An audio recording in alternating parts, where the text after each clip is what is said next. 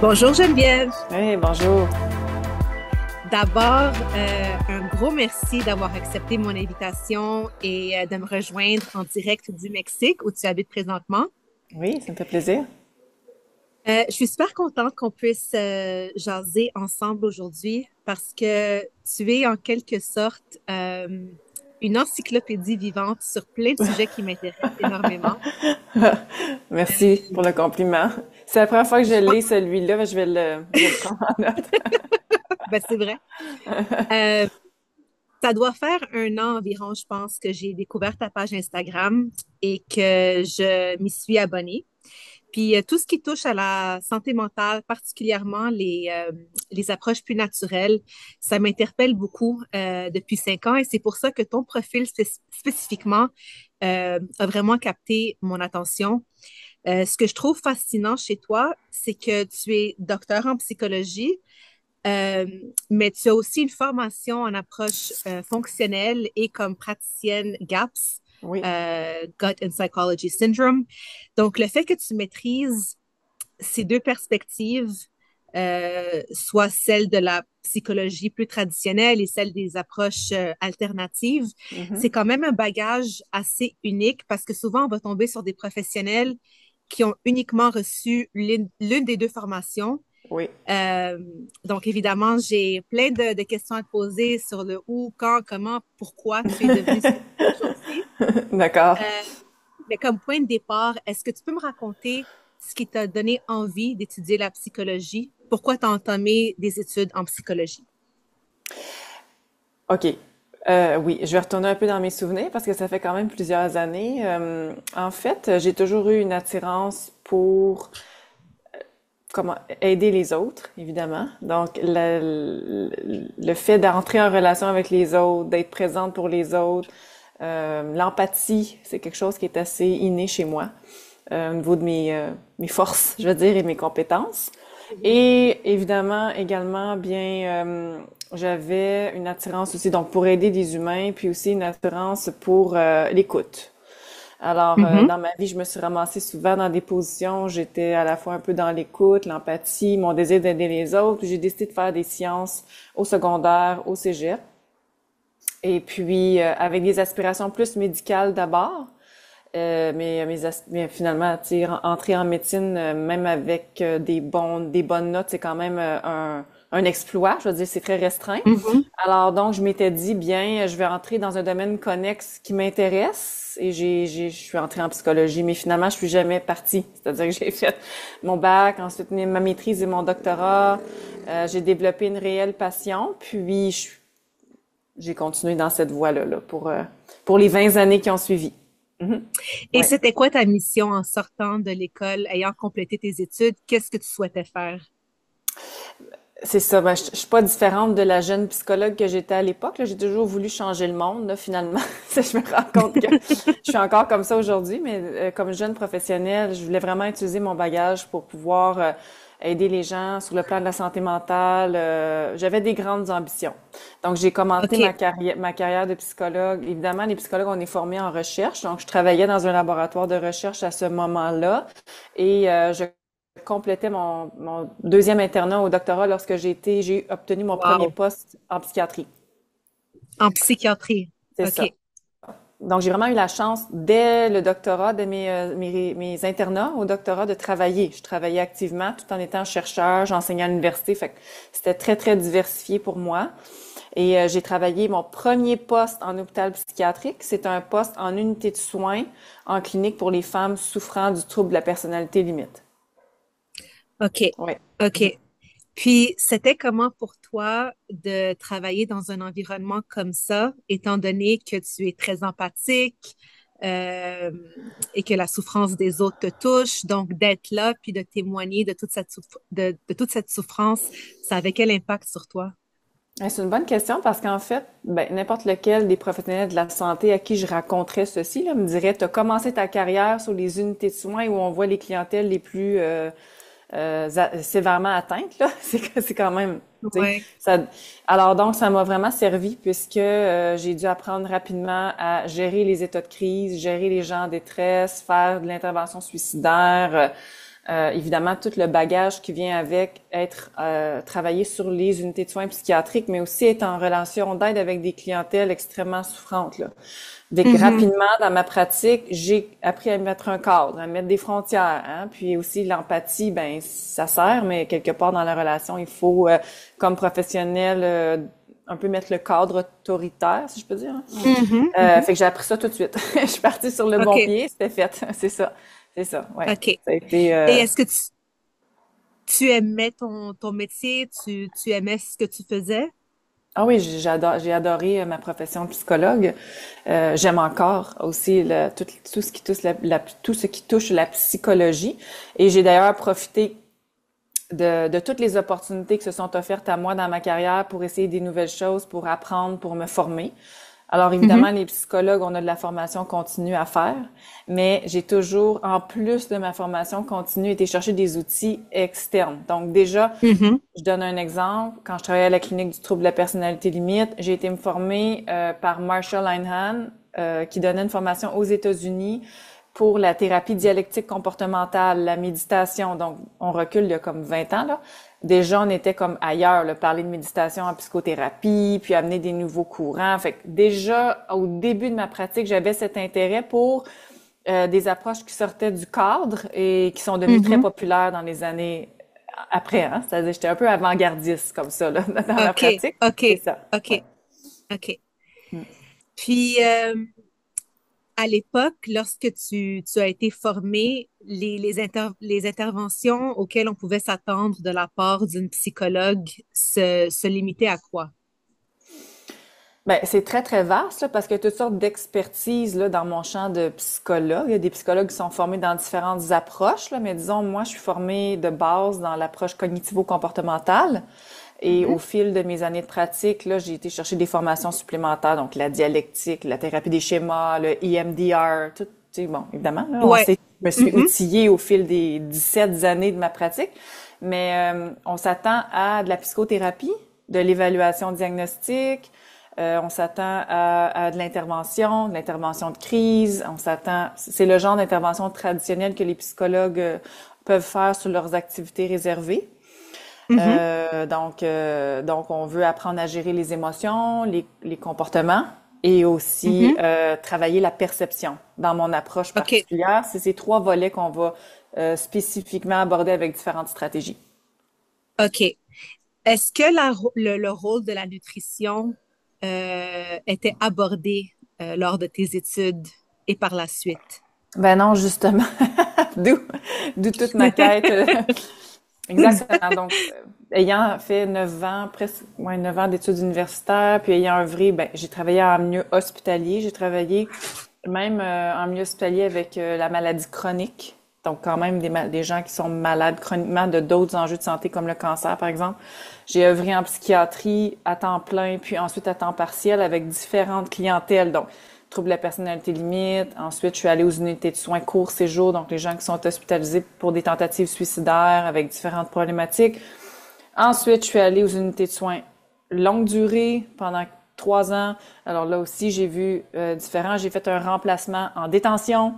Ensuite, donc, j'ai eu mon cabinet privé où j'ai vu différentes clientèles. J'ai travaillé dans un laboratoire. Fait que, tu sais, je veux juste dire que j'ai touché à comme tout Toutes sortes de ça. choses. Et malgré ma présence assez forte en milieu institutionnel, hein, il y a zéro euh, lien avec la nutrition. Zéro. Puis la nutrition au Québec particulièrement, parce qu'on va sûrement parler, mais je suis formée à l'extérieur du Canada, hein, surtout. Mais la Mhm. nutrition, le terme nutrition, au Québec, c'est un acte réservé aux nutritionnistes du Québec. Alors, Mhm. on peut quasiment pas dire le mot, tellement que c'est réservé. Donc, il faut parler d'alimentation. Et donc, parce que OK. c'est un acte réservé, on n'est pas formé, on n'a pas de cours. Euh, alors qu'on a plusieurs cours sur les pharmaceutiques. Parce que dans d'autres pays, les psychologues ils ont un droit de regard sur la médication. Il y a des États où même peuvent prescrire. Donc, on a beaucoup de cours Mhm. axés sur les pharmaceutiques, le sevrage des pharmaceutiques, la combinaison avec la pharmaco, mais pas l'alimentation. On va dire manger bien, mais c'est parce que c'est assez vaste comme conseil. C'est à- En effet, Ouais. surtout de nos jours, je trouve que c'est un peu c'est overwhelming de chercher de l'information Ouais, quand ça vient à l'alimentation parce qu'il y a tellement d'écoles de pensée qui se exact. contredisent un peu les unes les Bien autres. sûr. Mhm. Fait qu'on sait plus qui croire, quoi croire. Puis aussi, tout le monde est un expert sur Instagram. Donc, Ouais, c'est c'est... vrai. Oui, oui, il y a de la euh, confusion. Il y a beaucoup de confusion sur les réseaux. Je comprends. Mais en en effet. fait, cette confusion sur les réseaux, c'est assez intéressant. Je me permets d'en parler. C'est la même confusion dans la science. C'est-à-dire que c'est parce que là, on voit, dans le fond, une explosion sur les réseaux de gens, différentes approches professionnelles qui partagent leurs avis professionnels ou des fois juste personnels. Mais dans la réalité, quand on travaille en recherche, on a les mêmes débats, mais avec le scientifique à côté. Mais c'est plus à Hmm. vase clos. C'est-à-dire, moi, j'ai travaillé dans Mhm. un lab de cyberpsychologie. Alors, on développait des environnements virtuels pour traiter des troubles anxieux, par exemple, différents troubles. Je me suis intéressée beaucoup aux troubles obsessionnels compulsifs. J'avais une collègue qui travaillait sur le TAG, une autre sur la phobie. On testait tu sais, on participait à des projets de recherche. Mais mettons, ma voisine, la prof voisine, elle avait un lab du sommeil. Elle étudiait l'effet du stress sur le sommeil. Donc, on était deux labs avec des troubles, étudiant des troubles similaires dans des composantes, des sphères différentes et on s'entendait pas toujours. On ne s'entendait pas sur des fois. On arrivait avec des résultats de recherche. Dans mon laboratoire, c'était interprété X. Dans le laboratoire à côté, c'était Mhm. interprété Y. Là, les profs ont, tu sais, il y avait un échange. Mais là, c'est qu'on voit ça sur la place publique à tous les jours. C'est ça. Ouais. Mais ce Mais au moins processus dans votre existe. cas, Oui, mhm.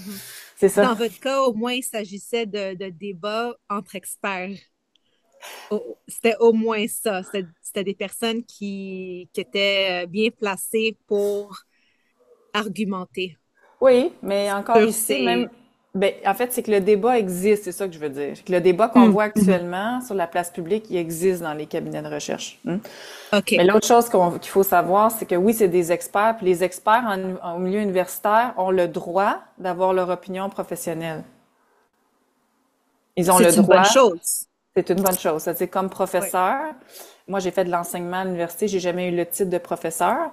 J'ai enseigné à l'université, mais quand tu es un prof, tu as le droit d'avoir ton opinion professionnelle. Même tu n'es pas obligé d'être d'accord avec le voisin. C'est supposé d'être correct parce que la science, c'est ça. C'est de l'évolution de données, de résultats dans le temps avec beaucoup Alors, il y a cette ouverture en recherche qu'on ne voit plus non plus sur la place publique. Donc, les gens sont comme OK. campés, hein, sont campés, puis là, il y a de la chicane. Hmm. C'est ça que ça crée. Oui. Ça crée des Donc, conflits. Oui. inévitable. Euh, Inévitable. ouais. Donc, pour revenir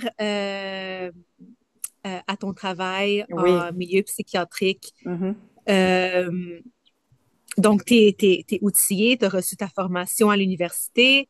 De toi-même, tu vas chercher d'autres outils Mhm. ailleurs, y Mhm. compris aux États-Unis. Tu vis au Mexique et Oui. tu as une pratique et une approche complètement différente. Oui. Donc, comment on est arrivé du point A au point B? Ben ça, c'est une bonne question. Il y a plusieurs personnes qui me la posent. Ben, en fait, ben, en général, quand on fait un virement, ben, ce que j'ai observé dans ma pratique clinique, là, quand les gens font des grands changements dans leur vie, ça vient souvent d'une racine intérieure, d'un désir de changement, d'un problème familial. Puis moi, c'est un peu ça qui m'est arrivé, c'est-à-dire que j'ai eu mon premier enfant quelques semaines après avoir soutenu ma thèse de maîtrise. J'étais déjà psychologue clinicienne, donc quand j'ai accouché de mon fils, et puis les premières années de vie ont été extrêmement difficiles pour lui. Donc, c'est un enfant qui est né avec des enjeux de santé quand même importants. Et je dois dire qu'à ce moment-là, j'étais moi-même, je vais dire, en santé, ce qu'on pense dans la société, mais pas top, très stressée, fatiguée, OK. épuisée, tout ça. Puis ça a comme fait débouler beaucoup de réflexions sur ben, mon propre corps, mais aussi la santé de mon fils. Et puis, je me suis rapidement retrouvée j'utilise toujours le mot virevolter parce que ça représente vraiment comment je me sentais à ce moment-là, mais comme jeune professionnelle, avoir vraiment confiance dans notre système professionnel, donc aller vers nos professionnels, évidemment, mais aussi d'avoir pas de réponse à ce que je recherchais. Alors, OK. j'ai été confrontée aux limites de nos traitements actuels en début de carrière. Finalement, je peux expliquer OK. ça. OK? OK. Moi, n'étant pas, n'acceptant pas vraiment non. ou se faire dire il y a rien à faire, ou se faire dire tu sais, je sais pas là, tu sais, arrête là, il y a rien qui va, ça passe pas très bien là. Donc j'ai vu aussi dans mes années que je dois, ben ça fait partie de ma personnalité. J'accepte pas facilement de me faire dire que ça fonctionnera pas là, c'est-à-dire. Et donc je suis partie un peu à la recherche de solutions pour aider mon fils. Fait que mon fils, ça a OK. été tout un continuum jusqu'à ce qu'il y ait un diagnostic à l'âge de 6 ans de ce qu'on appelle la dysfonction non verbale, qui est un trouble qui est maintenant classé sur le spectre de l'autisme. OK? Mais entre OK. la naissance et 6 ans, il y a eu beaucoup, évidemment, d'événements, d'enjeux, de problématiques parce que on peut pas diagnostiquer un enfant à tu sais, 1 an, 2 ans, 3 ans. Là, souvent, on attend à avoir les tests neuropsychologiques, mais disons, entre 0 et 6 ans, ça a été la course effrénée pour trouver des solutions pour l'aider à différents niveaux, santé mentale et physique. Et, euh, et puis j'avais pas de réponse dans le système traditionnel, ou très peu de réponses, très peu Mhm. autre que la pharmaceutique et des approches plus traditionnelles. Je rappelle qu'il y a 20, même 17 ans, mon fils a 17 ans, là, l'ergothérapie, c'était pas très populaire, la psychologie, ça commençait à être populaire, la Mhm. neuropsychologie, on n'en parle même pas, ça existait comme à peine. Là, aujourd'hui, les gens, ils vont voir le neuropsychologue, ils voient le petit, c'est normal, ils vont voir l'ergo, mais il y a 17 ans, c'était pas si accessible que ça, là. Non, ça a bougé énormément à 17 ans. Je veux juste faire un rappel aux gens, il n'y avait pas de temps de disponibilité, donc je me suis retrouvée rapidement à comme essayer de voir en dehors un peu de la boîte qu'est-ce que le système pouvait m'offrir. Puis de OK. fil en aiguille, ben évidemment, mes connaissances ont comme évolué dans les approches qu'on appelle alternatives. Ça devrait pas être alternatif, ça devrait être Mhm. essentiel. Mais bon, on appelle Mm. ça alternatif. Et qu'est-ce qui fonctionnait pas dans les solutions qu'on t'avait proposées à la base? Ben évidemment, ben puis ça, tu sais, je l'ai constaté chez des centaines de familles, ce que je vais dire, mais je l'ai vécu aussi comme maman, là. C'est évidemment de me faire répondre par plusieurs professionnels que mon enfant est correct, puis qu'il n'y a rien, puis que Mhm. je m'inquiète, alors que clairement, comme parent, on voit que ça ne va pas, Mhm. qu'il y a des symptômes qui sont pas normaux. Fait que ça, c'était la première chose. Je vais dire comme une forme d'invalidation, mais en même temps, je veux dire, coudonc, on est dans un Je monde, comprends ce que tu veux ouais, dire. comme, tu sais, je le vois, là, je vis avec mon enfant, là, il dort pas la nuit, il crie, il a mal, il a un torticolis congénital, il est coincé de même. Tu sais, il y avait plusieurs difficultés, puis il y avait une forme un peu de minimisation de ce que je vivais OK. à la maison avec lui, puis à quel point ça affectait notre fonctionnement familial quotidien. Mais Mhm. aussi, il y avait comme une rapidité vers la prescription.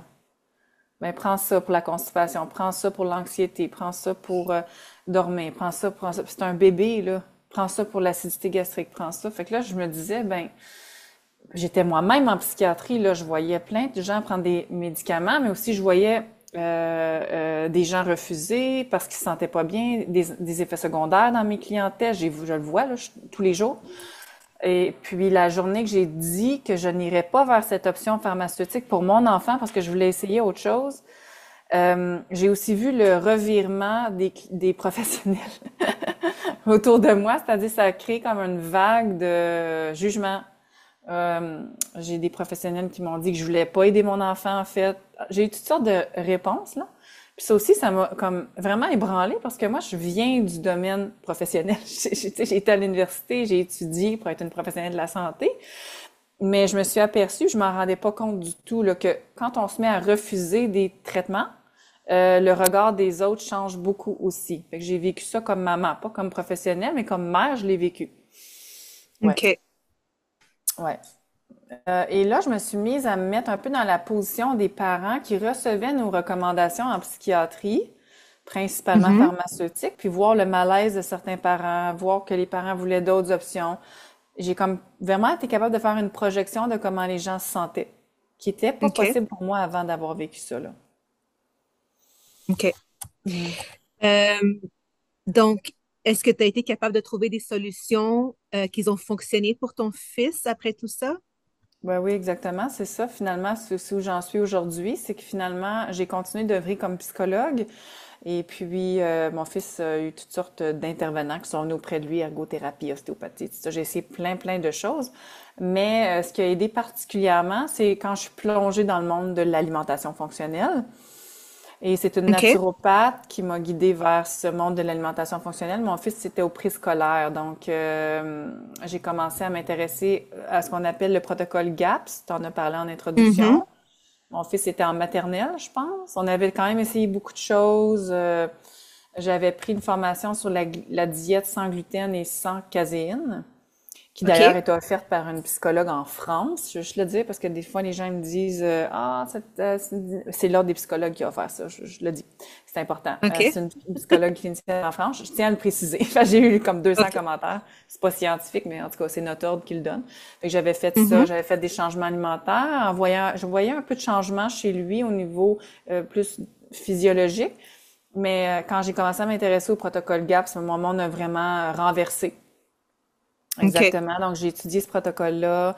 À ce moment-là, il y avait juste une formation, en anglais seulement, évidemment. Et puis, aux États-Unis seulement, un petit groupe de professionnels pratiquaient dans cette approche-là, mais j'ai lu ce protocole-là, j'ai vu ça comme une approche révolutionnaire. OK. Alors, je me suis intéressée grandement. Oui. OK. Mhm. Donc, tu as dû aller ailleurs pour aller t'informer davantage sur ces approches-là. En fait, ce qui s'est produit, c'est qu'à l'époque, quand le protocole a été lancé, on pouvait lire le bouquin et Mhm. puis on avait accès à des foires aux questions, mais ils formaient pas des professionnels encore.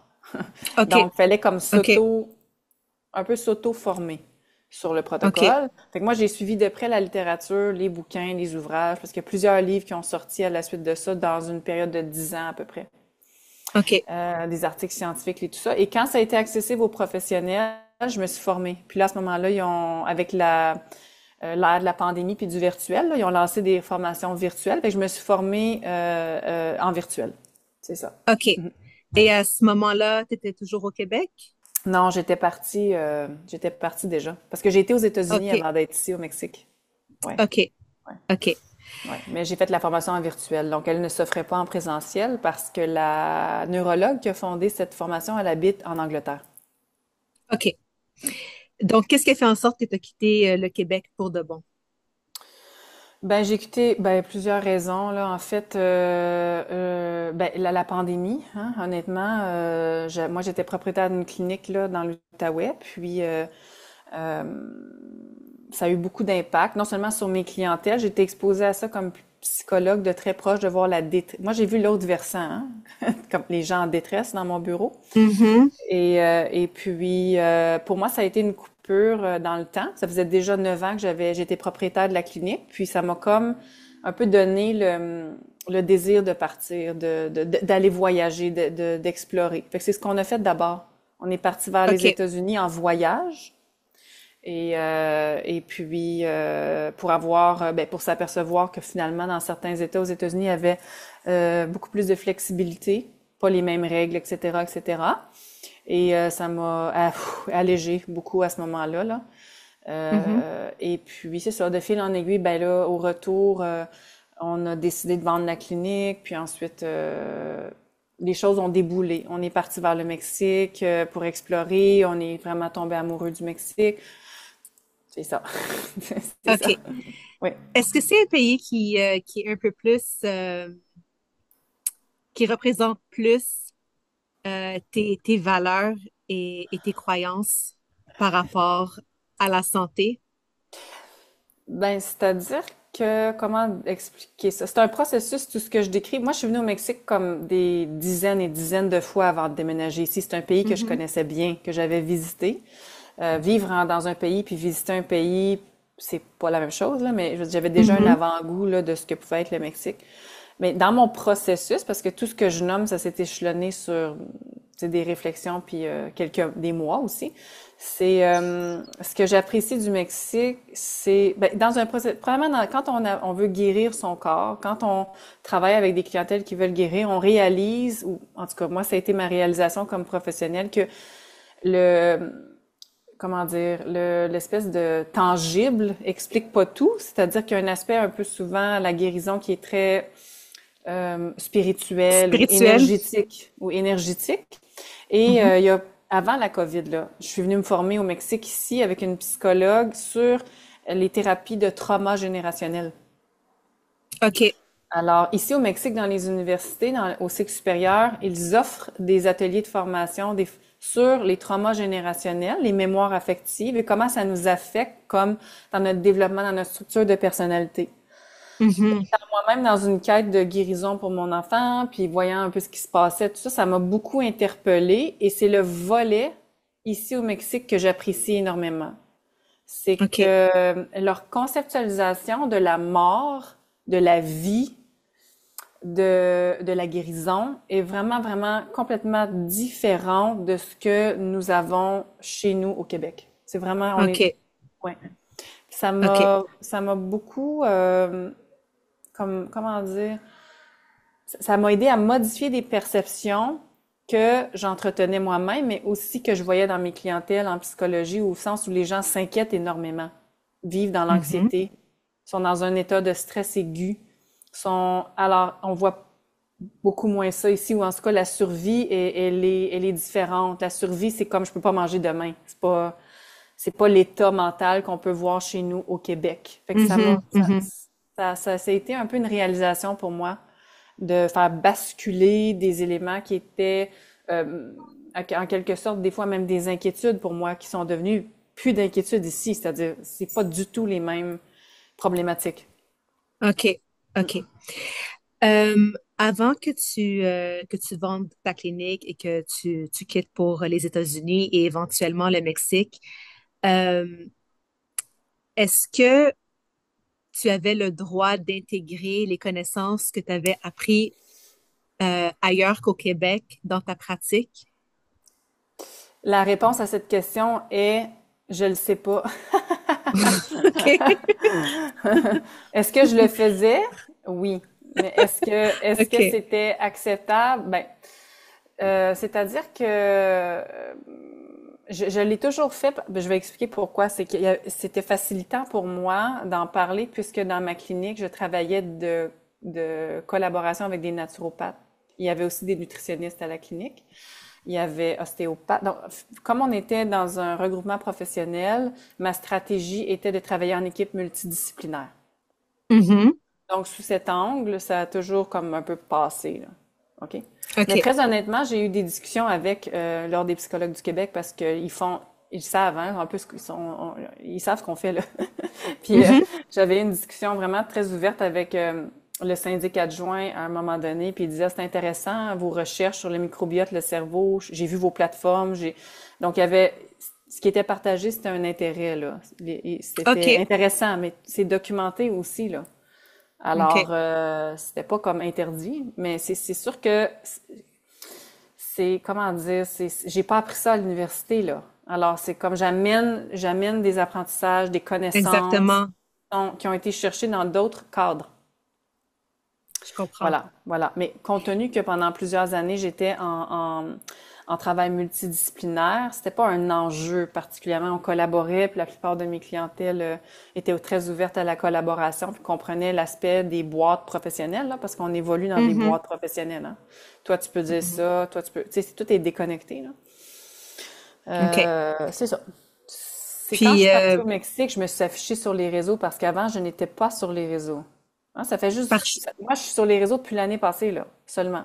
Avant, OK. j'étais une psychologue, comment dire, tu sais, je m'expose pas, je fais aucune publicité, je ne suis OK. pas active sur les réseaux. Fait que c'est en mars 2023, là, que j'ai lancé Ton gars te parle. C'est récent.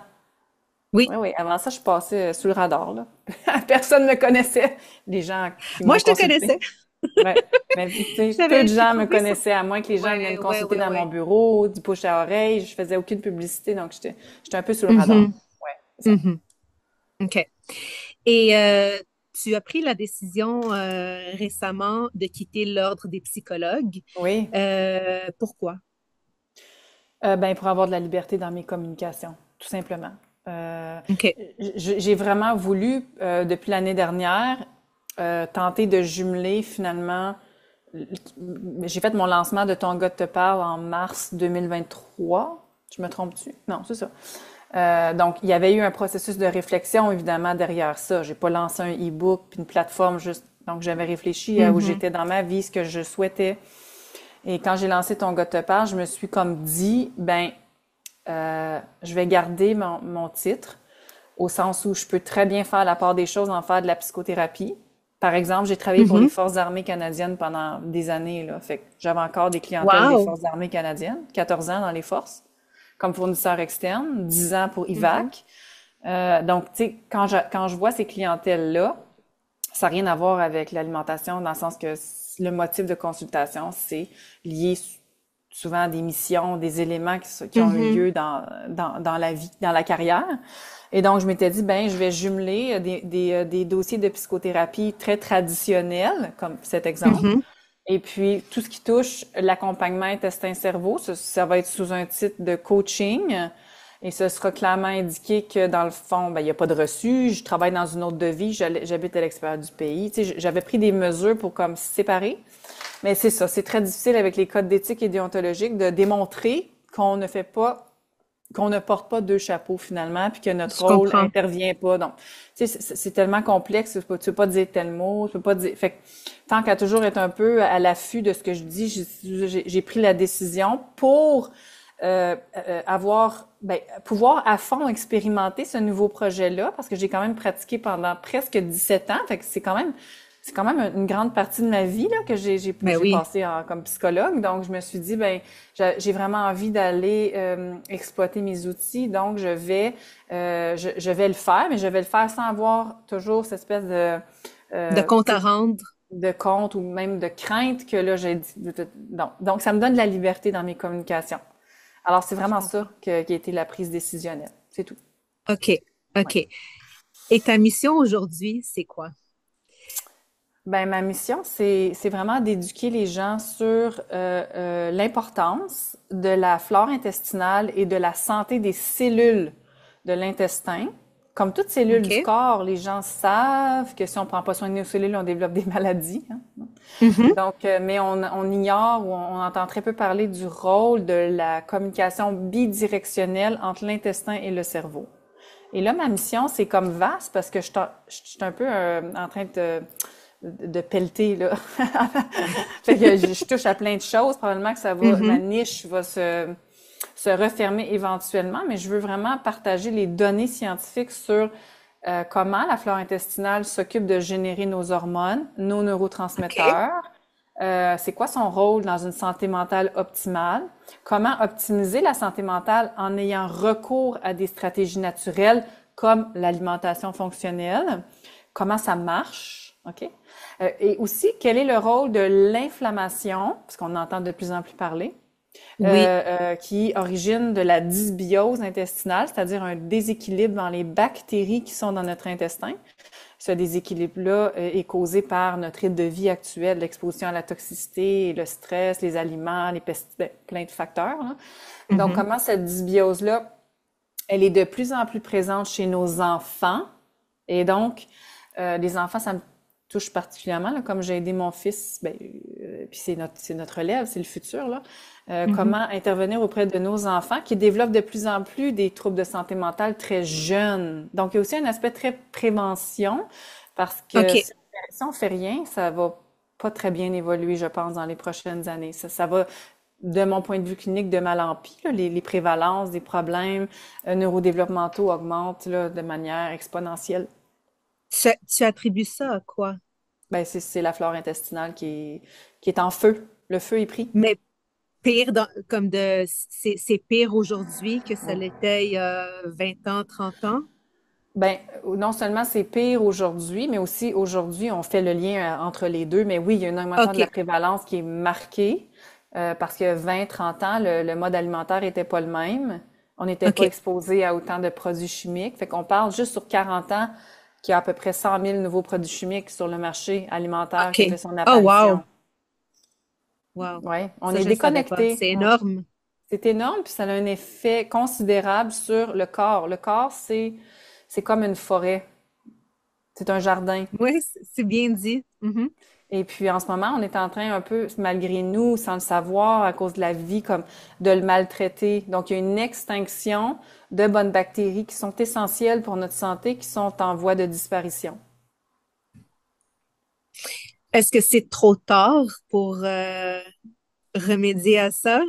J'ai le goût de te dire non, compte tenu qu'à tous les jours, j'aide des gens on appelle ça en anglais heal and seal the gut, donc je veux OK. dire, réparer la paroi de l'intestin, repeupler la flore intestinale. J'ai vu des succès incroyables là, dans mes accompagnements dans les dernières années, des renversements de toutes sortes de symptômes.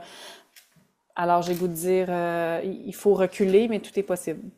Parle-moi un peu de ton gars te parle, qui est comme ton bébé. Ouais. Comment tu l'as développé?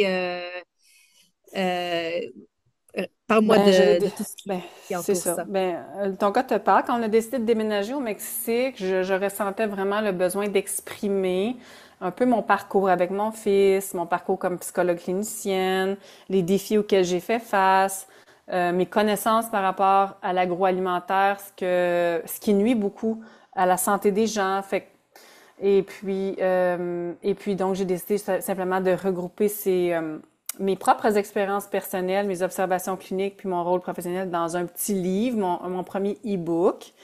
Et Mhm, puis j'ai observé pendant mes années cliniques qu'on est très souvent déconnecté de nos symptômes. Hein? On cherche à éteindre les symptômes, d'où l'effet que les pharmaceutiques sont populaires, c'est que ça fait ça, ça éteint. OK.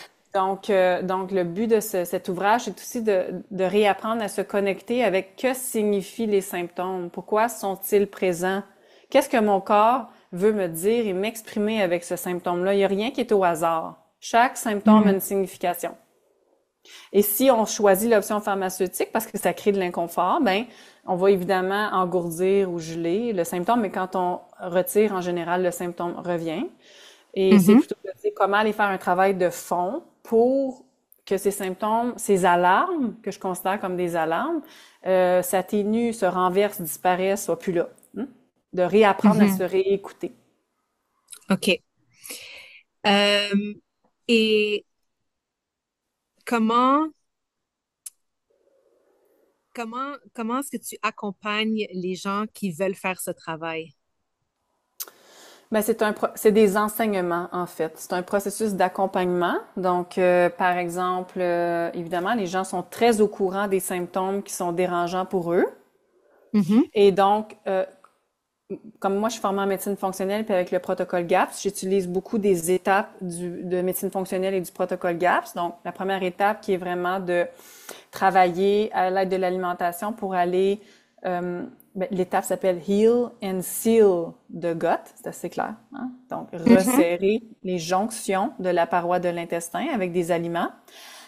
Ensuite, et en retirant une certaine toxicité. Donc, on veut enlever des aliments qui ont un potentiel inflammatoire, apprendre sur ces aliments pourquoi ils ont un potentiel inflammatoire, et ensuite travailler pour resserrer les jonctions, et ensuite repeupler la flore pour qu'elle puisse recommencer à faire un travail exceptionnel. C'est ça. OK. C'est des OK. enseignements d'accompagnement. Ça dépend des symptômes de chaque personne. Et puis aussi ben, de quoi ils se nourrissent, évidemment, parce que ça va jouer énormément. Quel est leur rythme de vie, hygiène de vie, à quelle forme de toxicité les gens sont exposés dans leur environnement. OK. Ça prend combien de temps environ à faire ce travail? Euh, mais ça dépend vraiment de chaque personne. C'est-à-dire que si je vois quelqu'un qui souffre, comme je pense à mon fils, entre autres, qui avait des symptômes assez, je vais dire, modérés au niveau du TSA, donc un contact visuel fuyant, des problèmes. Bon, les gens peuvent imager, là. Ça peut prendre plusieurs mois. Hein. Il faut laisser le temps Mhm, au corps de se soigner. mhm, Mhm. mhm. Oui. OK. Ouais. Est-ce que c'est possible d'avoir euh, une, euh, une flore intestinale euh, qui n'est pas en santé, mais ne pas avoir de symptômes? Oui, c'est possible, mais les gens qui n'ont pas de symptômes, en fait, dans la littérature, on va dire que il y a 2 personnes sur 7 environ qui n'ont pas d'enjeu digestif ou de OK. maladie, donc ils n'ont pas de symptômes dérangeants, ou d'enjeux digestifs, gaz, ballonnement, problème de constipation, tu sais. Mais ils ne sont pas dans l'évitement de développer une maladie chronique. C'est-à-dire que OK. C'est-à-dire on va dire dans la littérature que s'il n'y a pas d'enjeu maintenant, on peut être en préparation pour développer quelque chose de chronique plus tard. Mais la OK. réponse à ta Donc, question, c'est oui, ça se peut. OK. Ouais. Et comment on fait pour savoir si notre flore intestinale est en santé? Mais en général, tout ce qui est la digestion va bien se porter. Alors, OK. j'ai pas de reflux gastrique, je digère bien, j'évacue les selles à chaque jour. OK. Donc, j'ai une Mhm. évacuation de la toxicité et les symptômes de base dans notre vie vont bien. On est de bonne humeur, on dort bien, on a de l'appétit, on a de la libido, donc au niveau hormonal, on est en équilibre également.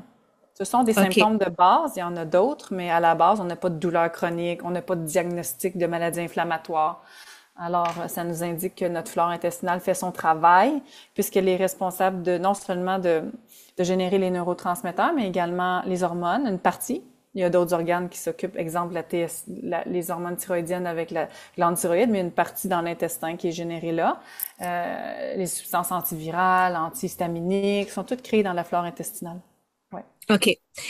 Là, moi, je vis au Québec. Si jamais je veux travailler avec toi, Oui. c'est sûr que je peux te trouver, je peux prendre contact avec toi, mais Oui. qu'est-ce qu'on ferait pour commencer? Ben en fait, j'invite les gens à. J'ai développé des outils gratuits pour que les gens puissent comprendre un peu ce que je fais comme travail, puis c'est quoi les accompagnements, à quoi on s'attend quand on fait un accompagnement. Et donc, sur mon site web, j'ai une infolettre qui est gratuite où je publie régulièrement tous les 15 jours. J'ai également un guide d'alimentation simplifié pour aider les gens à comprendre l'aspect de l'alimentation inflammatoire sur la santé mentale. Hein. Je suis toujours dans mon champ au Mhm. niveau de la santé Mhm. mentale. Et, euh, et je partage énormément sur les réseaux. J'ai aussi un groupe privé où les gens qui ont fait des accompagnements souvent et ou fait des formations ou qui me suivent ou qui ont une curiosité vont venir dans mon groupe privé. Fait que je partage sur les plateformes et tout ça. Fait qu'il y a beaucoup de contenu Mhm. accessible à tous pour se faire une idée de ce qui est recommandé là, pour travailler l'alimentation, pour optimiser sa santé mentale. Et ensuite, des options. Donc, j'ai des formations qui sont à faire à son propre rythme, avec des téléchargeables, des vidéos, des références, évidemment, c'est vraiment complet, là. C'est comme un cours universitaire. J'en ai bâti quelques-uns dans ma vie. Wow. OK. Ouais, c'est comme des cours d'enseignement, quoi faire comme changement avec des étapes, tout ça. Fait que j'ai quelques formations qui sont accessibles, une pour la famille et les enfants, une pour la dysbiose intestinale, donc en fait les gens qui ont des enjeux de santé mentale, qui veulent prendre ça en charge. J'en ai une pour la toxicité. Où est-ce qu'on trouve OK. la toxicité, comment l'éliminer dans notre environnement. Et j'ai un OK. accompagnement individuel. Il y a des gens qui préfèrent venir m'expliquer ce qu'ils ont fait, c'est quoi leurs défis, puis avoir certains conseils personnalisés. Donc, j'offre aussi un accompagnement individuel. OK. Et dans cet accompagnement, est-ce que tu offres de la thérapie aussi? Non, parce que je fais plus partie Ah, ben oui. Ah, non, non, OK. non. Donc, OK. la OK. psychothérapie, c'est un Mais, acte réservé. Donc, poser diagnostic, évaluer, puis faire de la thérapie, c'est des OK. actes réservés alors des psychologues. Donc, même au Mexique, tu peux pas faire ça. Ben, au Mexique, en fait, honnêtement, il y a moyen de faire une équivalence ici. Même chose aux États-Unis. D'ailleurs, c'est OK. déjà enclenché mon processus parce que j'ai des projets aux États-Unis. Donc, j'ai déjà un Ah, processus d'équivalence qui est enclenché. Donc, quand j'aurai mon équivalence, peut-être que je pourrai me réafficher à ce moment-là pour faire de la psychothérapie, mais des États-Unis. OK. Ouais. À suivre. OK. Est-ce que tu Projet à suivre peut-être en 2025. Oui. peux-tu me donner un petit scoop ou euh, J'attends. C'est un processus OK. administratif qui est très long, fait que je peux pas OK. t'en dire plus, j'en ai pas plus à dire. Je sais pas. OK. Ouais, ouais. OK. J'attends. OK. Je pensais qu'il y avait quelque chose de. Ouais. C'est comme tu travailles sur un Ouais, projet je travaille sur un projet, personnel. mais je vais le garder. Je vais OK. attendre. Je sais pas si ça va déboucher, mais si c'est le cas, ça viendra avec. J'ai déjà fait une demande de reconnaissance d'équivalence aux États-Unis qui a été acceptée. Fait que ça, c'est déjà accepté. OK. OK? Alors, il y aurait la Félicitations. possibilité merci, que je puisse pratiquer aux États-Unis, mais tu sais, est-ce que ça va se matérialiser? Est-ce que je vais le faire? Mais tu sais, j'ouvre des portes là. Je suis en train d'ouvrir des portes. OK. OK. Ben, je te le Voilà. souhaite. Je te le souhaite Merci, sincèrement. merci, merci, merci beaucoup. C'est ça. C'est Geneviève, différent. ouais. Moi, je me suis abonnée à ta page il y a un an, puis vraiment, je conseille à tout le monde de s'abonner aussi. Je suis définitivement plus sage, euh, Dans tes choix. te suivant depuis un an. Comment? Dans tes choix. Dans mes Ouais. choix, oui, j'essaie. Tu sais, des fois, c'est quand même un gros travail. C'est, c'est quasiment c'est même radical un peu comme changement. Donc, j'intègre des petits changements ici et là pour que ça devienne comme deuxième nature. Mais oui. Euh, Les gens qui vont appliquer mais des changements que tu appelles radicaux, c'est des gens souvent qui sont en très grande souffrance, hein? mhm, Hein, tu sais, oublie pas que je m'adresse à une clientèle qui sont souvent en souffrance mentale depuis longtemps, hein. Ils prennent des médicaments depuis longtemps, hein? Fait que c'est ces clientèles-là qui viennent souvent vers moi, là, sont prêts, là. Ils veulent essayer autre chose parce qu'il y a des limites dans leur traitement actuel puis ils veulent pallier. Mais, je veux dire, monsieur, madame, tout le monde, là, excuse-moi, tu sais, qui veut faire des changements pour être en santé, on peut faire des changements graduels et progressifs puis voir vraiment des beaux effets sur son corps. OK. Ouais. Est-ce qu'il y a quelque chose qu'on peut faire aujourd'hui déjà pour être en meilleure santé? Quelque chose qui est pas trop dispendieux, pas trop difficile à intégrer dans notre mode de vie, Oui, ben il y a juste un pas dans la bonne direction. plein de choses qu'on peut faire. Commencer à prendre l'air frais puis de la lumière du soleil chaque jour est une étape 1. Et se déconnecter de son téléphone cellulaire, c'est gratuit En et c'est effet. excellent pour la santé. Ouais, gratuit.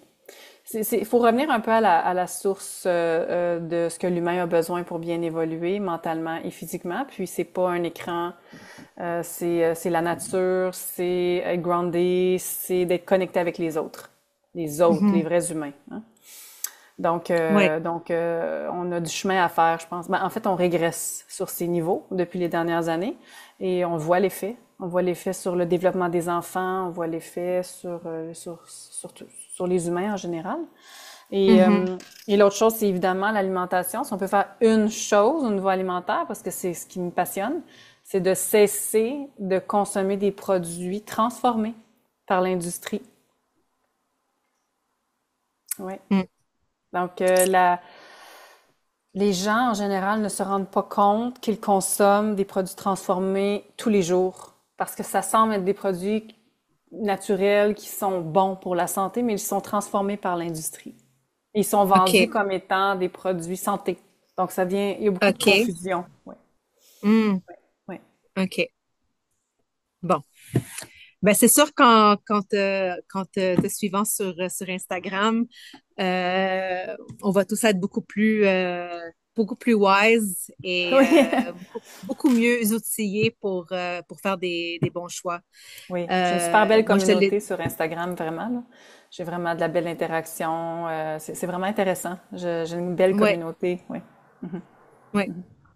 Je te remercie beaucoup, Geneviève, de m'avoir permis de t'interviewer aujourd'hui. Mais ça me fait plaisir. Euh, Merci pour c'est l'invitation. ça me fait plus que plaisir, honnêtement. Je te l'ai dit au début de l'entrevue, tu es comme une encyclopédie vivante pour moi. Fait que j'étais un peu même intimidée à te recevoir parce que c'est comme je commence par où pour lui demander mes mille et une questions, Mais mais t'as bien fait ça, c'est parfait. T'as ben, posé les merci. questions chaudes, pas de- hein, avec un peu, ben oui, les gens veulent comprendre. Puis aussi, je suis consciente qu'il n'y a pas beaucoup de professionnels de la santé qui laissent tomber leur licence, leur permis pour pouvoir faire autre chose. C'est pas très commun, pas au Québec en tout cas. Donc, ça suscite la curiosité, puis aussi ça a le mérite de partir des ragots aussi. Fait que tant mieux, j'ai eu la chance de pouvoir expliquer la vraie raison, là, qui vient de moi. Mhm. Puis, donc, il n'y a pas de problème. On a couvert pas mal tout ce que les gens peuvent savoir. Puis évidemment, il y a extrêmement beaucoup d'informations sur mes plateformes. Donc, je vais inviter les gens à Mm. les voir. En Mhm. effet, je confirme. Mhm. Merci Ben, je encore te une fois, Geneviève. remercie. Puis je te souhaite bonne chance avec ton projet aux États-Unis. Merci. À venir Euh, en 2025. Je lance ça dans OK, l'univers. On va voir. Merci parfait. beaucoup. Merci à toi. Au Bye bye. plaisir.